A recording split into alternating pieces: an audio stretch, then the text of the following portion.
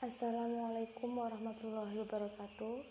Saya Mila Anggraini dari kelompok 1 akan menjelaskan tentang taharoh dari najis serta mampu mensucikannya. A. Pengertian toharoh. Toharoh menurut bahasa ialah bersih dan bersuci dari segala kotoran, baik yang nyata seperti najis maupun yang tidak nyata seperti aib. Menurut istilah para fuqaha, berarti membersihkan diri dari hadas dan najis, seperti mandi, berwudu, dan bertayamum. B. Macam-macam air dan pembagiannya. 1. Air. Air dapat dipergunakan untuk bersuci ada 7 macam. A. Air hujan. B. Air sungai. C. Air laut. D. Air dari mata air. E. Air sumur. F. Air salju. H. Air embun. 2. Pembagian air dibagi menjadi 4, yaitu 1. Air mutlak atau air yang suci dan mensucikan, yaitu air yang masih murni dan tidak bercampur dengan sesuatu yang lain. 2.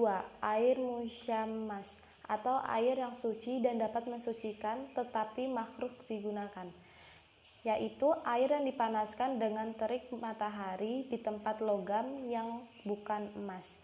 3. Air mustakmal atau air suci tetapi tidak dapat mensucikan, yaitu air yang sudah digunakan untuk bersuci. 4. Air mutanajis atau air najis dan tidak dapat mensucikan, yaitu air telah kemasukan benda najis atau yang terkena najis. C. Benda-benda yang termasuk najis. Najis menurut bahasa ialah apa saja yang kotor, baik jiwa, benda maupun amal perbuatan.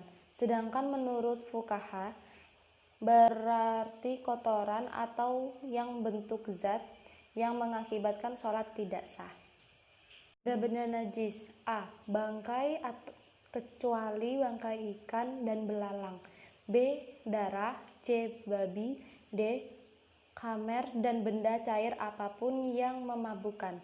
E. Anjing. F. Kencing dan kotoran atau tinja manusia maupun binatang. G. Susu binatang yang haram dimakan dagingnya. H. Wadi dan madi. I. Muntahan dari perut. D. Macam-macam najis dan cara mensucikannya. 1. Najis mukhafafah atau ringan, ialah air kencing bayi laki-laki yang belum berumur 2 tahun dan belum pernah makan sesuatu kecuali ASI. Cara mensucikannya cukup dengan mempercikan air ke bagian yang terkena najis sampai bersih. Najis mutawasitoh atau sedang, ialah najis yang keluar dari kubul dan dubur manusia dan binatang, kecuali air mani. Najis ini dibagi menjadi 2. 1. Najis ainiyah, ialah najis yang berwujud atau tampak. 2. Najis hukmiyah, ialah najis yang tidak tampak seperti bekas kencing atau arak yang sudah kering dan sebagainya. Cara mensucikannya dibilas dengan air sehingga hilang semua sifatnya. 3. Najis mughalazoh atau berat, ialah najis anjing dan babi. Cara mensucikannya lebih dulu dihilangkan wujud benda najis itu, kemudian dicuci dengan air bersih 7 kali dan salah satunya dicampur dengan debu. Ditebar kotoran binatang ternak yang mengenai susu ketika diperah. E. Cara-cara bersuci dari najis dan hadas. A. Wudu. 1. Pengertian wudu. Wudu secara bahasa berarti keindahan dan kecerahan. Sedangkan menurut istilah syara, bersuci dengan air dalam rangka menghilangkan hadas kecil yang terdapat pada wajah, kedua tangan, kepala, kedua kaki disertai dengan niat. 2. Rukun wudu, antara lain A. Niat, B. Membasuh muka, C. Membasuh 2 tangan sampai siku, D. Mengusap sebagian kepala, E. Membasuh kaki sampai mata kaki, F. Tertib, artinya urut. Sunnah wudu, antara lain A. Membaca bismillah, B. Membasuh tangan sampai pergelangan terlebih dahulu, C. Berkumur-kumur, D. Membersihkan hidung, E. Menyela-nyela janggut yang tebal, F. Mendahulukan anggota yang kanan, G. Mengusap kepala, H. Menyela-nyela jari tangan dari jari kaki, I. Mengusap kedua telinga, J. Membasuh sampai 3 kali, K. Berturut-turut, I. Berdoa sesudah wudhu. Hal-hal yang membatalkan wudhu: A. Keluarnya sesuatu dari dua jalan, B. Tertidur dengan posisi tidak duduk yang tetap, C. Hilangnya akal atau gila, pingsan, mabuk, dan sebagainya, D. Tersentuh kemaluan dengan telapak tangan, E. Tersentuhnya kulit laki-laki dengan kulit perempuan yang bukan muhrim dan tidak beralas, B. Mandi. 1. Pengertian mandi. Mandi dalam bahasa Arab al-ghuslu artinya mengalirkan alir pada apa saja. Menurut pengertian syara, berarti meratakan air yang suci pada seluruh tubuh disertai dengan niat. Pengertian lain ialah mengalirkan air ke seluruh tubuh, baik yang berupa kulit, rambut, ataupun kuku, dengan memakai niat tertentu. Mandi ini ada yang hukumnya wajib dan ada yang sunnah. 2. Hal-hal yang mewajibkan mandi atau mandi besar atau mandi wajib.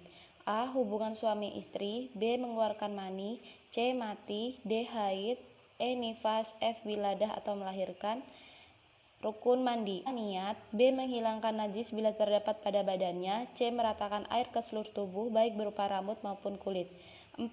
Sunnah mandi: A. Membaca bismillah, B. Berwudu sebelum mandi, C. Menggosok badan dengan tangan, D. Menyela-nyela pada rambut tebal, E. Membasuh sampai 3 kali, F. Berturut-turut, G. Mendahulukan anggota yang kanan, H. Memakai basahan.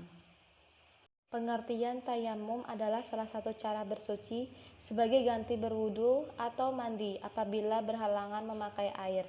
Syarat tayamum: Islam tidak ada air dan telah berusaha mencarinya tetapi tidak bertemu. Halangan air misalnya karena sakit yang apabila menggunakan air akan kambuh sakitnya. Telah masuk waktu sholat dengan debu yang suci, bersih dari haid dan nifas. Rukun tayamum: A. Niat, mengusapkan muka dengan debu dari tangan yang baru dipukulkan atau diletakkan. C. Mengusap kedua tangan sampai siku dengan debu dari tangan yang baru dipukulkan atau diletakkan ke debu, jadi 2 kali memukul. D. Tertib.